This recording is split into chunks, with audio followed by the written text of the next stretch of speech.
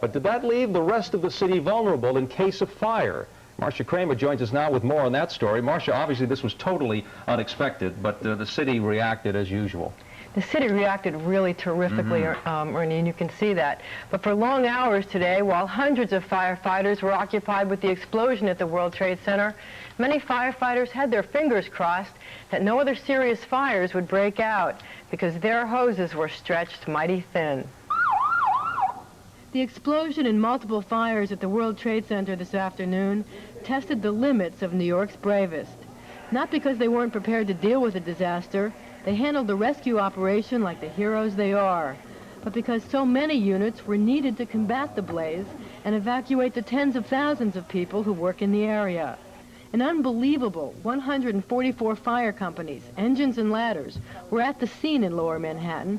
That's 40% of all the equipment in the entire city, and that left shortages elsewhere. When you have an operation, the equivalent of a 16-alarm fire at the World Trade Center, it stresses our system to the breaking point. We have to relocate companies, engine companies and ladder companies from Brooklyn and Queens into Manhattan, and we have to stretch the grid thinner than it already is. Engines were especially scarce in Manhattan this afternoon. At 2:30 this afternoon, only 27% of the fire engines and 22% of the ladder companies were available to respond to alarms in that borough. And many firehouses miles away from the explosion look like this, empty. The fire department's manpower has been stretched so thin that trucks are being moved all over the city.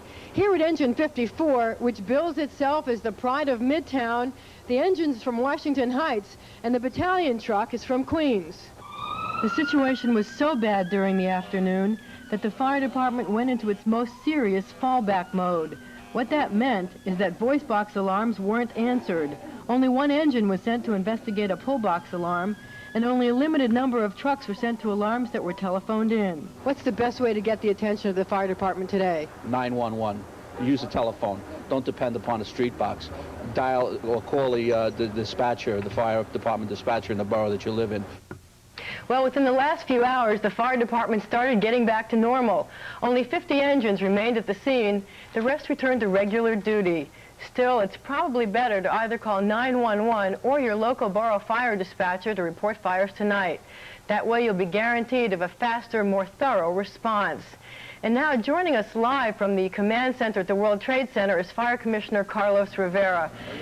Commissioner, your men have done an incredible job today, but a question for you now is what's happening with the investigation? What's the latest on the scene?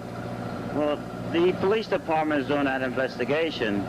What I really am here for is to really refute the statements that you have made this afternoon. I thought that those statements were irresponsible. They certainly were incorrect in regards to the fire coverage. There's no other municipality in this entire country and probably in the world that has fire protection such as New York City. At all times we had at least 50% availability. That's what the firefighters are there for. They're there to provide fire protection, and they respond to fires when they need it. So I don't understand what people are saying, yourself and so-called union officials or high fire department officials. They don't know what they're talking about. That is totally irresponsible. Well, Fire Commissioner, the reason we were doing that story was we were trying to point out to the public the best, most efficient way to contact the fire department in a time of great stress for your department. There was a time when you had almost 40% of your engines were down there. It certainly didn't come across that way. It didn't come across that way. It sounded to me like it was a scare tactics. It was just an alarmist viewpoint and totally disservice to the people of the city of New York. Thank you very much, Commissioner. All right, Marcia, thanks for bringing us that part of the story, and we also thank the Commissioner for coming on and giving us his view on the situation. Thank you.